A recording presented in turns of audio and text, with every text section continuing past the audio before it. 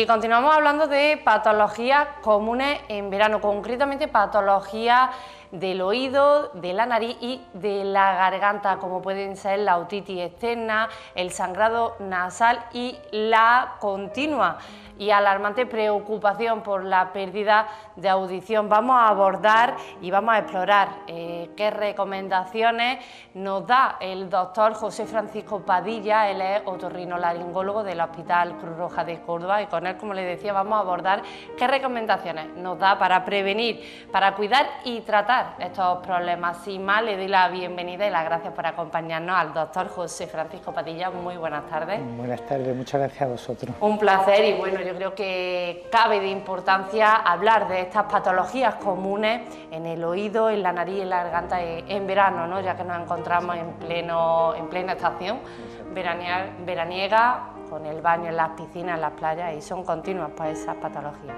Por comenzar y contextualizar un poco, ¿cuáles son esas patologías comunes? Vale. Bueno, en primer momento quería hacer un pequeño resumen de lo que es mi especialidad, ¿vale? La otorrinolaringología es una especialidad médico-quirúrgica que abordamos tanto la patología nasal, patología de los senos paranasales, la patología del oído, la patología de su función auditiva y la patología de la garganta. Todos esos órganos están relacionados, por eso somos otorrinolaringólogos, ¿vale? Entonces, la peculiaridad que tiene nuestra especialidad, aparte de muchas otras especialidades médicas, es que es muy estacional, es muy curiosa. Existen incluso algunos calendarios en los que dicen de tal mes, de enero a marzo, patología de amigdalitis, otitis de invierno, resfriado, mucosidad, disfonía. De verano, pues otro tipo de patología, y eso es lo que me gustaría comentar, ¿vale? Ahora estamos entre olas de calor y olas de calor y es muy curioso porque es que sube muchísimo el porcentaje de unas patologías y baja mucho, por lo que estoy contando, por la estacionalidad curiosa de esta especialidad. Si nos basamos en órganos, la patología reina de lo que es cada órgano nuestro sería a nivel del oído la otitis externa, del nadador, otitis externa. A nivel de la nariz serían los sangrados nasales o epistasis. Epistasis viene del griego, que significa gota a gota, sangre a gota, y a nivel de la garganta, que también está muy de moda, la faringolaringitis, que también se provoca en invierno, pero ahora hablaré de las peculiaridades que tienen en verano. ¿Y por qué la otitis externa y la epistasis son más comunes en verano? La epistasis, ese sangrado que decía, sí. Yo recuerdo de pequeña que se decía que era común por el calor, ¿no? Sí, bueno, la epistasia, los sangrados nasales, nuestra urgencia más frecuente. Lo que es verdad es que los médicos de urgencia hoy en día están muy formados, saben abordarlas perfectamente y pocas veces requieren el otorrino para que le ayude. De todas maneras, tenemos que también prestar asistencia. Pero lo curioso es que en verano, tanto también pasa con la garganta, pero el cambio de temperatura, una mucosa nasal, la mucosa nasal es la piel que reviste por dentro el tabique. Bueno, pues ese tabique tiene una vascularización, unos vasos sanguíneos enormes, es de los órganos más vascularizados de todo el cuerpo humano. ¿Por qué? Porque esa nariz calienta el aire. Tiene que pasar de una temperatura, imaginaros una temperatura de 0 a 40 grados para que luego llegue a nuestros pulmones, para que luego se oxigene y se reparte en sangre. Bueno, pues en la nariz hay muchísimos vasos, sobre todo en la parte anterior, que se resecan. Se reseca esa mucosa, ese revestimiento. A mí me gusta poner el ejemplo de un árbol que en verano se seca, le falta esa frondosidad, le falta esas hojas. Entonces se parte cualquier tipo, como una ramita, se parte un vasito y ese vaso, dependiendo también de cada persona, una persona joven, bueno, va haciendo un poquito de presión, un algodón con agua oxigenado, siempre con la cabeza para abajo, o una persona mayor que desgraciadamente toma anticoagulantes integrantes, puede llegar a costar más trabajo cortarla. A nivel de la otitis externa, otitis del verano, bueno, suele haber un problema de base de la piel del conducto auditivo externo, bien un eczema, una dermatitis, y provoca una puerta de entrada para que el agua, sobre todo estancada, de pantanos, piscinas, mar, entre en esa piel y provoca lo que se llama una celulitis en ese conducto o en una otitis externa. ¿Cómo se puede, perdón, cómo se puede prevenir tanto la patología de la otitis externa o del nadador como la del sangrado asociado a las altas temperaturas? Destacar que me ha llamado la atención que has dicho que para cortar el sangrado hay que estar boca abajo y de normal siempre nos ponemos... Siempre hay el mito de para arriba porque la cabeza para arriba. Sí, el mito es porque la gente se piensa que al subir la cabeza baja sí, pero la luego tú digo para la garganta. Baja, claro, la gente piensa que al subir la cabeza baja la presión sanguínea y entonces sangra menos. Pero lo que estamos haciendo es que la sangre vaya para atrás, claro, y se pueda hacer una broncoaspiración, que es más peligrosa. Siempre que se exteriorice, mejor. Es más llamativo, pero siempre mejor. ¿Qué se puede evitar? Es curioso porque además precisamente este año me estoy encontrando muchos pacientes que vienen a revisión, a consulta, directamente me voy de vacaciones la semana que viene, vengo a mi revisión de oído. Y muy curioso, porque es que es verdad que yo creo que ya hay una concienciación social respecto a lo que significa eso.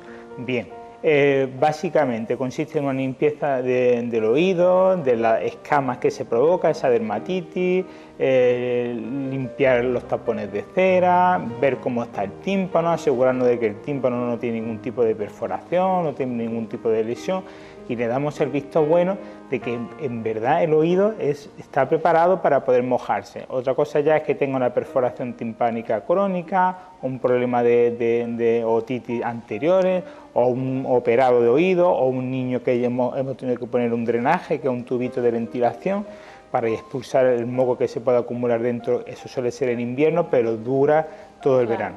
Pues ese tipo hay que tener mucho cuidado con el agua. La epistaxis, entonces, básicamente limpieza del oído y alguna crema para hidratar esa descamación. Eso... Permíteme, José, que te haga aquí una pregunta por esa limpieza que decías del oído. Sí. ¿Son buenos los sprays estos como para evitar los tapones? Sí. Es muy buena pregunta. Me lo hacen muchísimo también. A mí me gusta mandarlos cuando yo me aseguro de que voy a seguir al paciente. O sea, yo le digo, véngase dentro de 3 meses. Entonces, si es un tapón que él tiene predisposición o la paciente tiene predisposición... Que son más propensos a crear. Sí le aconsejo de que a lo mejor, oiga, pues una semana antes échese todos los días el spray, unas gotitas para ablandecer y aspirar y que sea menos traumática la extracción. Ahora, si yo no lo voy a ver al paciente, no me gusta, porque puede provocar una reacción como si fuera barro. Ese tapón lo derrite, lo ablanda, pero sigue estando ahí. Entonces no sé cómo va a reaccionar. Y respecto a lo de los sangrados nasales, básicamente si ya hemos tenido, o bien acudir a consulta, y si el vaso es muy accesible, una cauterización que se tarda 5 minutos, con una barrita que es nitrato de plata, se produce una quemadura química sobre el vaso y se sella. O bien una cremita, una pomada, que es lo que estaba contando, como si fuera un árbol seco que de repente aparecen hojas. Hay que hidratarlo. Exactamente, para hidratar la nariz. Vamos ahora para la garganta. Bien. Patologías comunes que ya nos ha mencionado, la faringitis. Y esta faringitis y laringitis, diferencia, por qué es común que se sufra, ¿no?, de estas patologías y qué consejos ofrece para evitarla. Bueno, la patología de la garganta está también un motivo de consulta muy habitual. El motivo existe, el mismo órgano se continúa, empieza la faringe, que se divide en 3 partes: la nasofaringe, la orofaringe, la hipofaringe y luego la laringe, que es donde están las cuerdas vocales. Bueno, pues es obvio. ¿Qué nos pasa? Cuando hay un cambio de temperatura, cuando hay un cambio de aire acondicionado, ojo con el aire acondicionado de los coches, porque viene directamente, nos da muy cerca.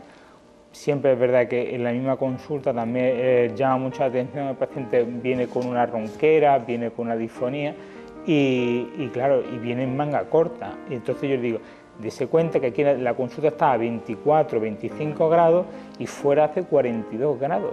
Hay más contraste de temperatura que en enero. Hay un cambio de temperatura, eso que hace, cuando hay una irritación de la garganta, se provoca mucosidad, flemas, garraspera.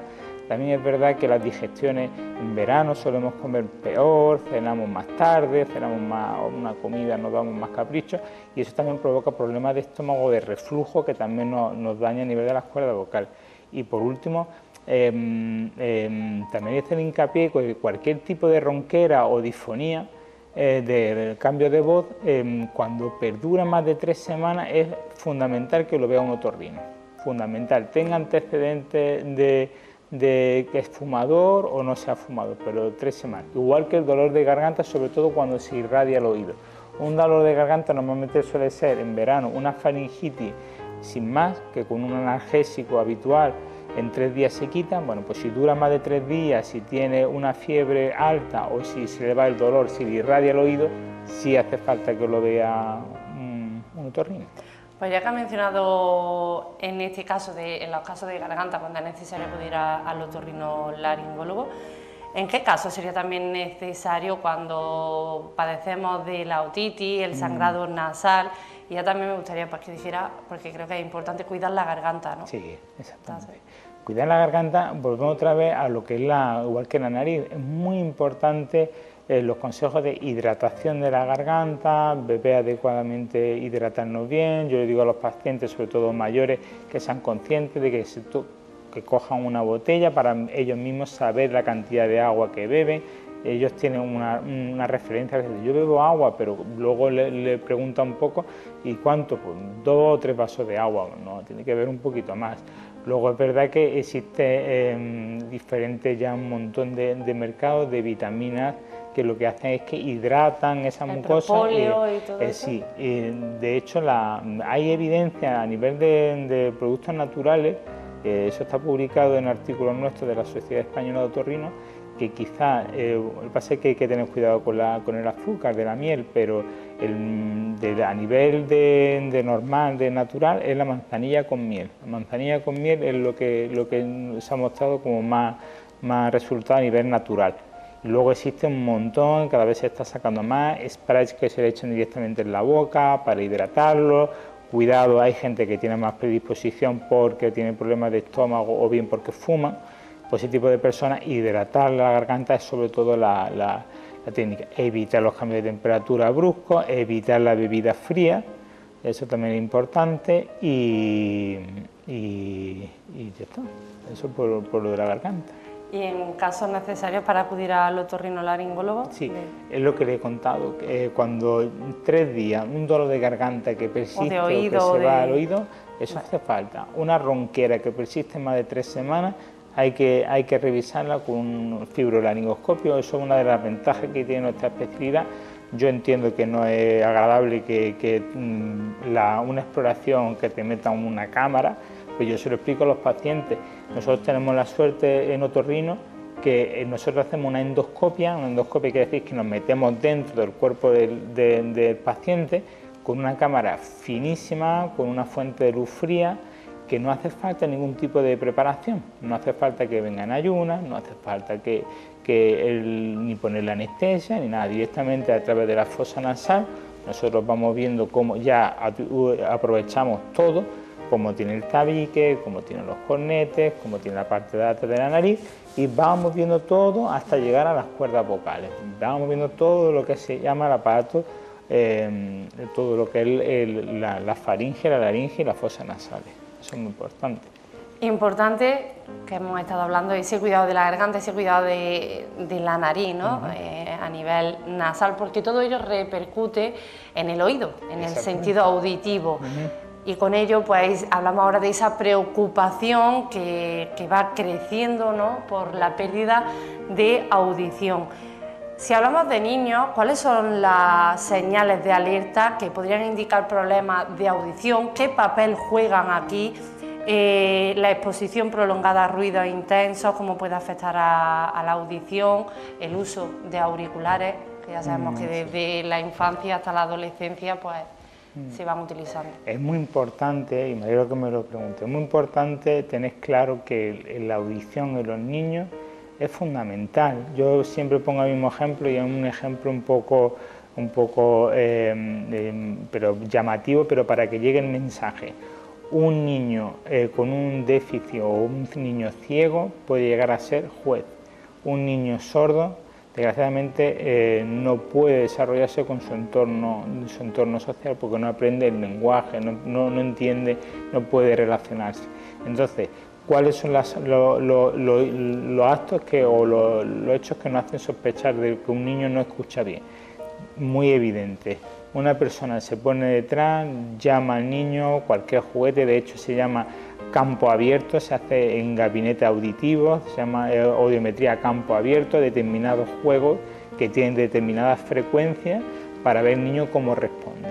Eso es la prueba más básica que hay. Luego tenemos otro tipo de pruebas que nos hacen el registro sin tener, porque un niño menor de 5 años o 4 años no colabora como una persona adulta para hacer una audiometría normal. Entonces es importante la sospecha de que no tenga un contacto visual claramente con su padre o con su madre, que no responde a su nombre, o incluso siempre un niño con una hiperactividad, retraso del lenguaje. Siempre tiene que pasar por el otorrino antes de una atención temprana, antes de cualquier tipo de medida. En la juventud nos estamos encontrando con un problema de verdad serio respecto a la patología auditiva, porque se nos está juntando el envejecimiento de las personas y se nos está juntando que la generación de jóvenes de 18 a 30 años están abusando demasiado de los dispositivos, de auriculares, de música muy alta después de la pandemia, otra vez los festivales, otra vez la música alta. Este verano, yo tengo un aviso en el teléfono, no ha parado de avisarme, entornos ruidosos mayores de 95 decibelios, y eran cosas básicas como una piscina, una ducha o el mar. O sea que estamos expuestos a muchísimo ruido. En la ciudad es increíble el ruido que estamos expuestos. Es decir, que tenemos que tener mucho cuidado con esa concepción, y sobre todo la gente con un sonido, un auricular, o ponerte en una sala de música, en una discoteca, en un pub, ponerte cerca de un altavoz con un buffer para que retumbe, eso es que es directamente, incluso hay vídeos que se ven cómo las células internas del oído se van deteriorando. Exactamente. No somos conscientes de cómo afecta de manera negativa el exponernos, ¿no?, de manera prolongada a ruidos intensos y a dispositivos, como decías, como los auriculares.